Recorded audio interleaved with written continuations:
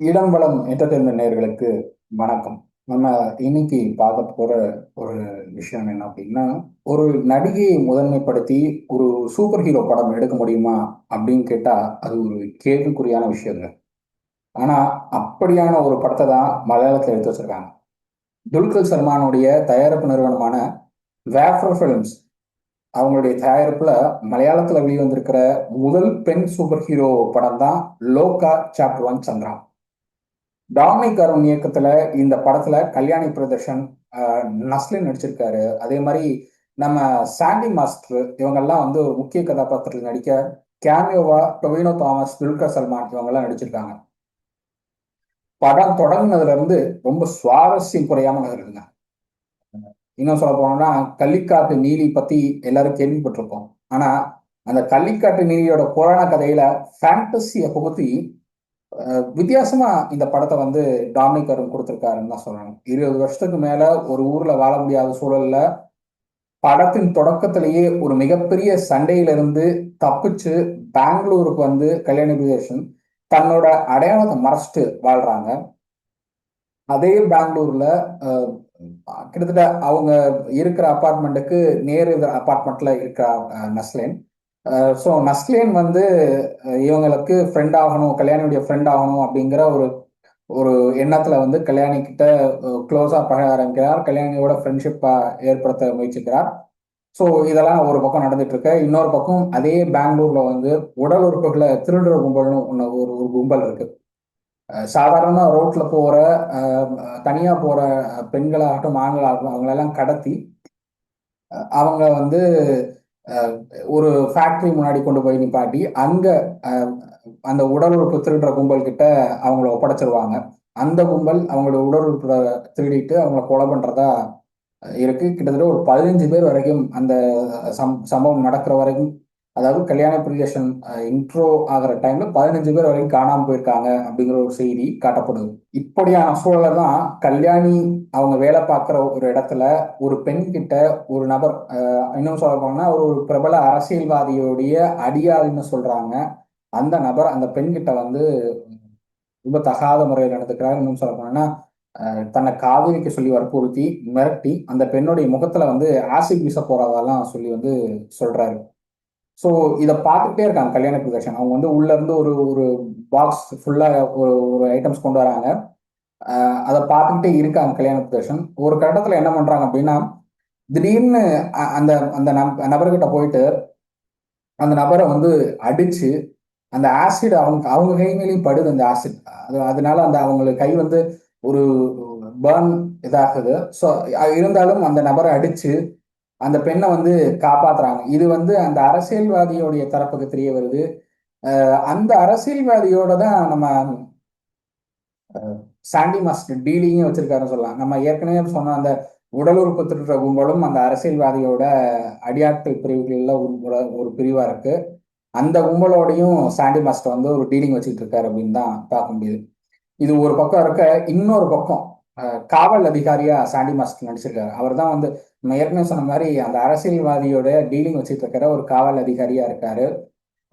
மேலதிகாரிகிட்ட எந்த விதமான சமரஸ்தி காட்டாம ஒரு முரண்டு பிடிச்சுக்கிட்டே இருக்கக்கூடிய ஒரு காவல் அதிகாரியா இருக்கிறார் அப்படின்னு தான் சொல்லணும்.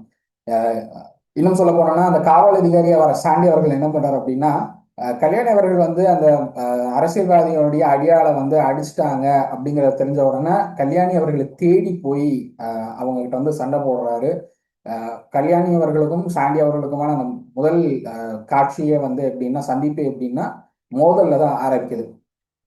இதெல்லாம் ஒரு பக்கம் இருக்க, நஸ்லேன் வந்து தன்னுடைய ஃப்ரெண்டோட பர்த்டே பார்ட்டிக்கு கல்யாணி அவங்கள கூப்பிடுறாங்க. கல்யாணி அவங்களும் அந்த வீட்டுக்கு போறாங்க, அந்த ஃப்ளாட்டுக்கு போறாங்க. அங்க பர்த்டே பார்ட்டி நடக்குது. கல்யாணி அவங்க போன உடனே அங்க இருக்கிற பூனை வந்து கல்யாணி அவர்களை பார்த்து மிரளுது. அஹ் இந்த பூனையை வந்து யூஸ்வலா அங்க இருக்கிற யாருடைய பேச்சும் கேட்காத ஒரு பூனையா காட்டப்படுது. ஸோ இப்படிலாம் இருக்கும்போது கல்யாணி அந்த அந்த பிறந்தநாள் கொண்டாட்டம்லாம் முடிச்சுட்டு கல்யாணி அவர்கள் அவங்க வீட்டுக்கு போறாங்க. அப்போ நஸ்லீனோட ஃப்ரெண்ட் வந்து கல்யாணியோட நானும் அவங்க வீட்டுக்கு போறேன்னு சொல்லி அவரும் போறாரு. ஆனா அடுத்த நாள் காலையில அந்த ஃப்ரெண்டோட அம்மா வந்து நஸ்லீனுக்கு கால் பண்ணி சொல்றாங்க, என்னோட பையன் வரவே இல்லை வீட்டுக்கு அப்படின்னு சொல்லி சொல்றப்போ அப்பதான் இவருக்கு நஸ்லின் ஞாபகம் வருது, கல்யாணி அவங்க வீட்டுக்கு தானே அவர் ஃப்ரெண்டு போயிருக்காரு அப்படின்னு. ஸோ இவர் வந்து உடனே கல்யாணி அவங்க வீட்டுக்கு போறாரு. கல்யாணி அவங்களுடைய வீட்டுக்கு போயிட்டு அங்க வெளியில நின்று கதவை தட்டி கல்யாணி கிட்ட கேட்கிறாரு. பட் கல்யாணி வந்து ரொம்ப ஹார்ஷா பதில் சொல்றாங்க. அதுல வந்து கொஞ்சம் டென்ஷன் ஆனாலும் தன்னுடைய ஃப்ரெண்டை எப்படியாவது கண்டுபிடிக்கணும் அப்படிங்கிற ஒரு இடத்துல வந்து நஸ்லின் அடுத்தடுத்து எப்படி தேடலாம் என்ன பண்ணலாம்னு சொல்லி பார்த்துட்டு இருக்கும்போது அன்னைக்கு ஈவினிங் கல்யாணி அவர்கள் வந்து நஸ்லினை பார்க்கறது அவருடைய ஃப்ளாட்டுக்கு வராங்க. ஸோ அப்போ நஸ்லன் கிட்ட வந்து காலையில நான் இப்படி நடந்துக்கிட்டதுக்கு தப்பு, எனக்கு மன்னிச்சிருங்க. இந்த மாதிரி நான் தூக்கத்தில் இருந்தேன், தூக்கத்தில் இருக்கும்போது நீ யாராவது எழுப்புனா நான் இப்படி தான் வந்து பேசுவேன், கொஞ்சம் ஹார்ஷாக தான் பேசுவேன் அப்படின்னு சொல்லி கொஞ்சம் மழுப்படா பதில் சொல்றாங்க. ஸோ அதை வந்து நஸ்லினும் அக்செப்ட் பண்ணிக்கிறாருன்னு வச்சுக்கோங்களேன். பட் என்னன்னா அந்த இடத்துல நஸ்லின் என்ன பாக்குறா அப்படின்னா கல்யாணியோடைய ஷூல வந்து ஒரு ரத்தக்கரை இருக்கிறத பாக்குறாரு. ஸோ அப்போ கல்யாணி வந்து தன்னுடைய ஃப்ரெண்டை கொலை பண்ணிட்டாங்களோ இல்லை தன்னோட ஃப்ரெண்டை வந்து அடிச்சு துன்புறுத்தி தன்னோட வீட்டில் கட்டி போட்டுட்டாங்களோ அப்படின்னு சொல்லி நஸ்லின் நினச்சிக்கிறாரு. அதனால என்ன பண்றாரு அப்படின்னா தன்னோட இன்னொரு ஃப்ரெண்டு, அவர் டாக்டரா படிச்சுட்டு இருக்காரு, தன்னோட இன்னொரு ஃப்ரெண்டை கூப்பிட்டுட்டு நீ கல்யாணியோட வீட்டுக்கு போயிட்டு கல்யாணியோட ஃப்ளாட்ல போயிட்டு அங்க வந்து நம்ம ஃப்ரெண்ட் இருக்கானான்னு பாரு, நான் கல்யாணியை ஃபாலோ பண்ணிட்டே போறேன் அப்படின்னு சொல்லிட்டு இவர் கல்யாணியை ஃபாலோ பண்ணிட்டு போறாரு. அவர் ஃப்ரெண்டை வந்து ஃப்ளாட்டுக்கு போறதுக்கு சொல்லிட்டு போயிடுறாரு. இவர் வந்து கல்யாணி ஃபாலோ பண்ணிட்டு போயிட்டு இருக்கும்போது அந்த காணாம போன சொல்லப்பட்ட ஃப்ரெண்டு போலீஸ் காவல் அதிகாரிகளால கொண்டு வரப்படுறாரு. கேட்டா பாக்கெட்ல கஞ்சா வச்சிருந்தேன், அதனால என்ன போலீஸ் பிடிச்சிட்டு போயிட்டாங்க, அப்புறம் அப்புறம் நல்ல வேலை என்னை வந்து திருப்பி கொண்டு வந்து விட்டுட்டாங்க அப்படின்னு சொல்லி அவர் சொல்றாரு. இதெல்லாம் நடந்துட்டு இருக்கும் போது அந்த பக்கம் வந்து ரொம்ப காமெடியா இருக்கும் காட்சிகள்லாம். ஆனா வந்து அஹ், அழகா கூர்மையா அந்த காட்சிகளை வந்து கொண்டு போயிருக்காரு அப்படின்னு தான் சொல்றோம் டாமினிக் அருண். அஹ், அந்த பக்கம் வந்து கல்யாணி போயிட்டே இருப்பாங்க, இவர் கல்யாணியை ஃபாலோ பண்ணிட்டே போவாரு. அந்த உடல் உறுப்பு திருடுற கும்பல் என்ன பண்ணிடும் அப்படின்னா கல்யாணி வரதை பார்த்துட்டு கல்யாணியை வந்து நம்ம வந்து கடத்தி கொண்டு போய் அவங்களுடைய உடல் உறுப்புகளை திரட்டணும் அப்படின்னு சொல்லி முற்படுவாங்க. ஸோ அந்த இடத்துல வந்து கல்யாணி அவங்க வந்து கல்யாணியுடைய கழுத்துல வந்து சிரஞ்சு வச்சு அந்த மயக்க ஊசி செலுத்த முற்படும் போது கல்யாணி அதை தடுக்க முற்படுறாங்க. ஆனாலும் அவங்க கழுத்துல அந்த சிரஞ்சு வச்சு மயக்க ஊசி செலுத்திடுறாங்க. அதை தாண்டி கல்யாண அவர்களை வந்து ஆட்டோல ஏற்றுறதுக்கு முற்படும் போது அந்த ஆட்டோவுடைய கம்பி நெளியுது. அங்கதான் வந்து ஃபர்ஸ்ட் டைம், செகண்ட் டைம் நம்ம வந்து கல்யாணியுடைய ஸ்ட்ராங் பவரை பார்க்க முடியுது இந்த படத்துல.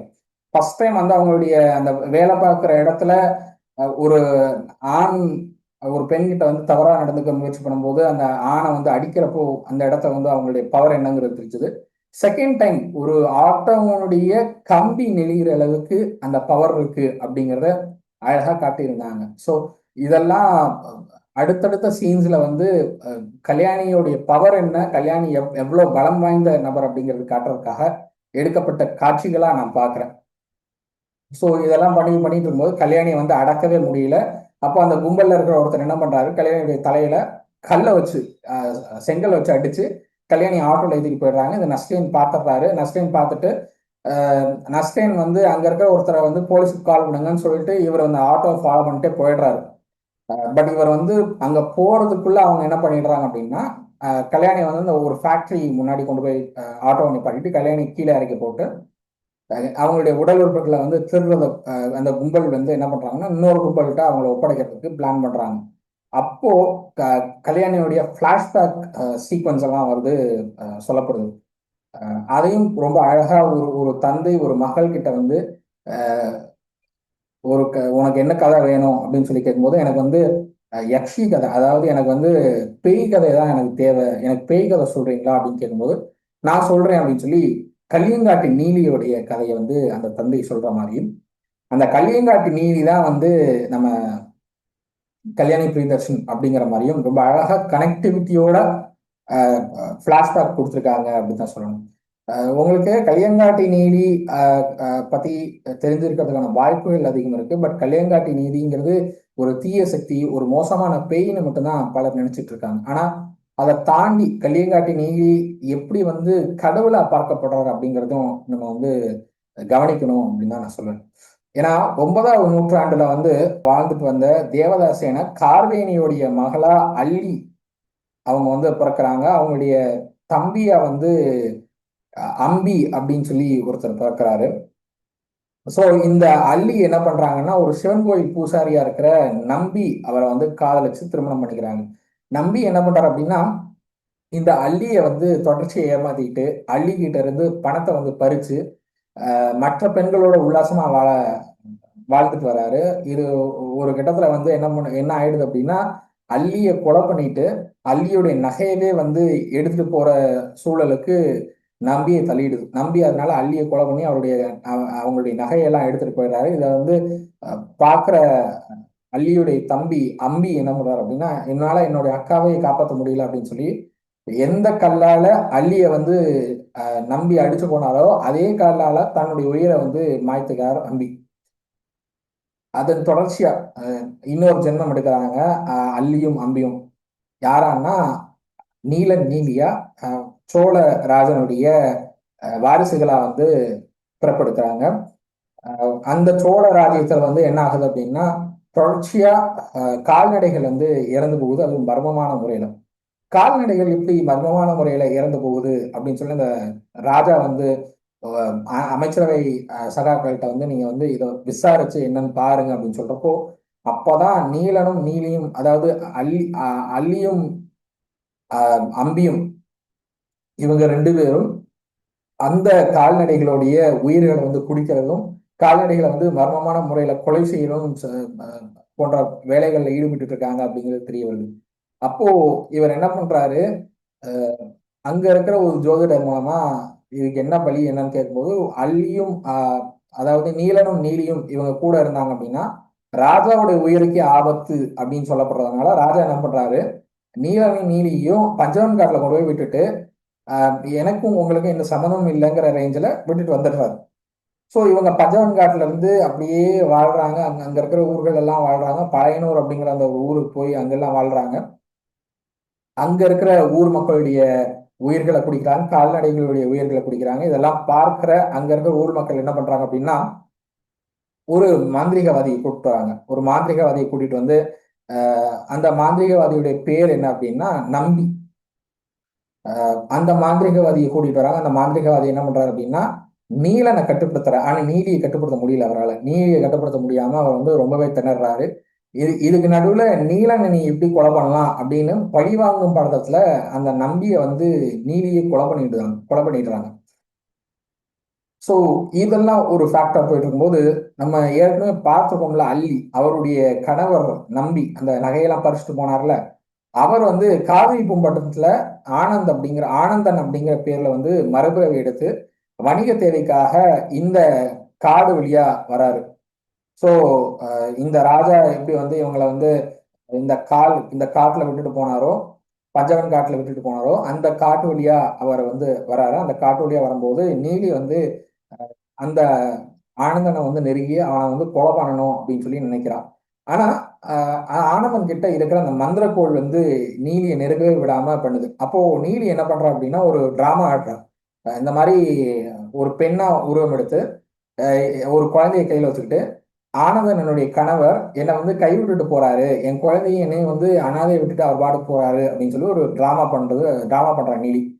ஸோ இதெல்லாம் பார்க்குற அந்த ஊர் மக்கள் என்ன பண்றாங்க அப்படின்னா ஆனந்தனை வந்து பிடிச்சிடுறாங்க. ஆனந்தன் பிடிச்சு நீ எப்படி வந்து உன்னுடைய மனைவியும் குழந்தையும் விட்டுட்டு போலாம் அப்படின்னு கேட்கிறப்போ ஆனந்தன் சொல்றாரு, இல்ல இது நீலி, இதை நம்பாதீங்க, என்னுடைய மனைவி இல்லை இது அப்படின்னு சொல்லி சொல்றாரு. ஆனா அந்த ஊர் மக்கள் நம்பல.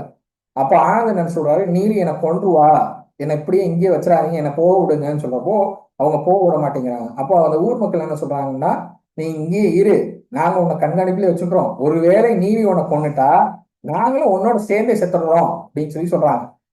ஸோ தங்கமா வந்து ஆனந்தனை அந்த ஊர்லயே தங்க வைக்கிறாங்க நீலி.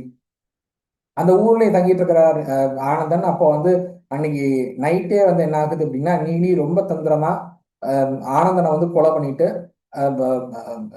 சந்தோஷமா தன்னுடைய முயற்சியில வந்து வெற்றி அடைஞ்சிட்டோம் அப்படிங்கிற ஒரு இதுல வந்து சுத்திட்டு இருக்கிறப்போ அடுத்த நாள் காலையில அந்த ஊர் மக்கள் எல்லாம் வந்து ஆனந்தன் இறந்து கிடக்கிறத பாக்குறாங்க. அப்போ அவங்க வந்து என்ன பண்றாங்கன்னா நம்ம ஏற்கனவே சொன்ன மாதிரி அவனுக்கு வந்து நம்ம வாக்குறுதி கொடுத்துருக்கோம், உன்னை வந்து நீலி கொண்டுட்டா நாங்களும் வந்து உன்னோட சேர்ந்து செத்துடுறோம் அப்படின்னு சொல்லி நம்ம வாக்குறுதி கொடுத்துருக்கோம், அதனால நாமளும் செத்துருவோம் அப்படிங்கிற அந்த ஒரு இடத்துல 70 பேரும் அந்த ஊர் மக்கள் 70 பேரும் என்ன பண்றாங்கன்னா நெருப்புல இறங்கி தன்னுடைய உயிரை மாய்த்துக்கிறாங்க. அப்போ இதெல்லாம் பார்க்குற நீலி என்ன பண்றா அப்படின்னா நீலன், அதாவது என்னுடைய தம்பி நீலன் வந்து இந்த ஊர் மக்கள் தான் கொண்டாங்க, அதனால இந்த ஊர் மக்களை பழி வாங்கணும்னு நான் நினைச்சேன், அதுக்கு இந்த நம்பியா, அதாவது ஆனந்தன், இந்த ஆனந்தன் வந்து ஆனந்தனை வந்து ஒரு கருவியா பயன்படுத்திக்கிட்டேன். போன ஜென்மத்துல இந்த ஆனந்தன் நம்பிய என்னை வந்து கொலை பண்ணாரு, அதுக்காக இந்த ஆனந்தனை இப்ப பழி வாங்கியிருக்கேன். அதே மாதிரி இந்த ஊர் மக்கள் வந்து என்னுடைய தம்பியை கொலை பண்ணாங்க, அதுக்காக ஊர் மக்களையும் சேர்த்து பழி வாங்கிட்டேன் அப்படின்னு சொல்லி ஒரு மனநிறைவோட அங்க இருக்கிற ஒரு மரத்துக்கு கீழே போய் வாழ தொடங்கினாங்க. காலப்போக்கில் என்ன ஆகுது அப்படின்னா, அந்த ஊர் பக்கம் வர மக்கள் என்ன பண்ணிட்டாங்க அப்படின்னா, அங்க இருக்கிற மரத்துக்கு கீழே வாழ்ந்துட்டு இருக்கிற அந்த நீலியை வந்து வழிபட தொடங்க ஆரம்பிச்சாங்க. அவங்க நினைக்கிற காரியங்கள்லாம் நிறைவேறும் போது நீலி தான் வந்து இதுக்கு காரணம், நீலி தான் வந்து தங்களுடைய காரியத்தெல்லாம் நிறைவேற்றி வைக்கிறா அப்படின்னு சொல்லிட்டு அந்த நீலியை வந்து தெய்வமாவே வழிபட தொடங்கிட்டான். இதுதான் வந்து நீலியினுடைய பெரும் வரலாற்று கதை. இந்த வரலாற்று கதையில தான் வந்து ஒரு ஃபிக்ஷனல் கேரக்டரா நம்ம வந்து இயக்குனர் காட்டியிருக்கான்னு சொல்லலாம். ஸோ இந்த படத்துல கல்யாணி பிரியதர்ஷன் வந்து சந்திராவா ரொம்பவே அசத்தலா நடிச்சிருக்காங்கன்னு சொல்லலாம். அதே மாதிரி நஸ்லேன் வந்து சன்னியா இந்த படத்துல ரொம்ப அழகா நடிச்சிருக்காரு. தன்னுடைய காமெடித்தனத்தை வந்து ரொம்ப அழகா வெளிப்படுத்திருக்காரு அப்படின்னு சொல்லலாம். அண்ட் சாண்டி மாஸ்டர் சொல்லவே வேணாம், அசத்திருக்காருங்க. வில்லனா வந்து இப்படி ஒரு வில்லனை பார்க்கவே முடியாதுங்கிற ரேஞ்சுக்கு அவ்வளவு அழகா நடிச்சிருக்காருன்னு தான் சொல்லணும். ஒரு ஆணாதிக்கம் கொண்ட வில்லன் அவர் வந்து கல்யாணி பிரியதர்ஷனால என்ன சொல்றது அடக்கவே முடியலங்கிற ஒரு சுச்சுவேஷன் வரைக்கும் கொண்டு போய் ரொம்ப அழகா முடிச்சிருக்காங்க. அதுவும் கல்யாணி பிரியதர்ஷனுக்கும் சாண்டி மாஸ்டருக்கும் நடக்கிற அந்த சண்டை காட்சிகள் ஐயோ பயங்கர பிரமாதமா இருக்கு. அவ்வளவு பிரமாதமான ஒரு காட்சி அது. ஸோ இப்படி அழகா ஒரு படத்தை வந்து கொடுத்துருக்காங்க சொல்லணும். அதே மாதிரி சாத்தனா வந்து டொமினோ தாமஸ் நடிச்சிருக்காரு. கடைசியா துல்கர் சல்மான் வராரு. துல்கர் சல்மான் வந்து ரொம்ப என்ன சொல்றது ஸ்டைலிஷா அவருக்கான அந்த கிளைமேக்ஸ்ல வர அந்த ஃபைட் சீன் ரொம்ப ஸ்டைலிஷா இருக்கு. அந்த சீன்ஸ் எல்லாம் சமரசத்துக்கு கூப்பிட்டு வந்து சண்டை போடுற அந்த சீனு, துப்பாக்கி வச்சு சுடுவாரு, அவ்வளவு அழகா இருக்கும் அந்த சீன். அதே மாதிரி டொவினோ தாமஸ் பண்றதெல்லாம் காமெடி கலந்த ஒரு சீன்ஸா இருக்கும். அவர் வந்து கல்யாண பிரவேசம் அப்படிங்கிறதுக்காக போலீஸ் டிபார்ட்மெண்ட்லாம் முயற்சி பண்ணும்போது ஒரு ஹாஸ்பிட்டலுக்கு போவாரு. இவரு ஹாஸ்பிட்டலுக்கு போய் வந்து கல்யாண பிரவேசனை காப்பாற்றணும்னு சொல்லி போவாரு. அங்க வந்து போலீஸ் ஆபீசர்ஸ் கிட்ட எல்லாம் வந்து மேஜிஷியன் மாதிரி மறைஞ்சு மறைஞ்சு போறது, நாலஞ்சு பக்கமா போறது, அவங்கள வந்து குழப்பி பண்றதாகட்டும். அதே மாதிரி ஒரு பொம்மை துப்பாக்கி வச்சுக்கிட்டு போலீஸ்காரங்களை வந்து பைத்தியம் பிடிக்கிற வைக்கிற அளவுக்கு செய்யற வேலையாகட்டும், இதெல்லாம் வந்து ரொம்ப அழகா ஒரு காமெடியா டிஃப்ரெண்டா கொடுத்துருக்காங்க அப்படின்னு தான் சொல்லணும். ஸோ இவ்வளவு அழகா ஒரு படத்தை கொடுத்துருக்கிறது வந்து ரொம்ப நல்ல விஷயமா பார்க்குறேன் நான். அண்ட் மலையாளம் ஃபிலிம் இண்டஸ்ட்ரியில இப்படி ஒரு படம் கொடுக்கறது வந்து ஒன்றும் பெரிய ஆச்சரியமான விஷயம் கிடையாது. ஏன்னா இது மாதிரி நிறைய படங்கள் வந்திருக்கு. பட் வந்து ஒரு ஹீரோயினை வந்து ஒரு சூப்பர் ஹீரோவா காட்டுறது அப்படிங்கிறது ரொம்ப பெரிய விஷயம். அது மலையாளம் ஃபிலிம் இண்டஸ்ட்ரியில ஃபர்ஸ்ட் டைம் பண்ணிருக்காங்கன்னு தான் நான் பார்க்குறேன். அண்ட் டொவினோ தாமஸையும் துல்கர் சல்மானையும் பார்க்கும்போது ஒரு கூஸ் பம்ப்ஸ் வருது. அதுதான் வந்து ரொம்ப பெரிய விஷயம். அண்ட் இதுல வந்து மம்முட்டி சாருடைய வாய்ஸும் அங்கங்க யூஸ் பண்ணியிருக்கிறத பார்க்க முடியுது. மேபி இன்னொரு பார்ட் வர்றதுக்கான பாசிபிலிட்டி இருக்கு அப்படிங்கிறப்போ அதில் மம்முட்டி சார் வரலாமோ அப்படிங்கிற ஒரு டவுட்டும் வருது. அண்ட் ஜாக்ஸ் வந்து அவருடைய இசை நம்ம சொல்லவே வேணாங்க. கல்கியில வந்து டொவினோ தாமஸ்க்கு அவ்வளவு அழகா மியூசிக் போட்டாரு. வில்லனுக்குன்னு ஒரு ஆந்தம் போட்டாரு கல்கியில. அதெல்லாம் எனக்கு இன்னுமே ஃபேவரட்டான ஒரு ஆந்தம் அது. அதே மாதிரி ஐயப்பன் கோஷின் படத்துல ஃபாரன்சிக்ல வந்து ஒரு பெரிய ஒரு அந்த படத்துக்கே பெரிய ஒரு ப்ளஸ் பாயிண்டா இருந்தது அந்த மியூசிக் தான் சொல்லணும். ஸோ தன்னுடைய இசையினால இது மாதிரியான படங்களை வந்து மெருகேற்றின ஜாக்ஸ் அவர்கள் வந்து இந்த படத்திலையும் தன்னுடைய இசையால படத்தை வந்து இன்னும் மெருகேற்றி படத்துக்கு கூடுதல் பலம் சேர்த்திருக்காரு அப்படின்னு தான் சொல்றேன்.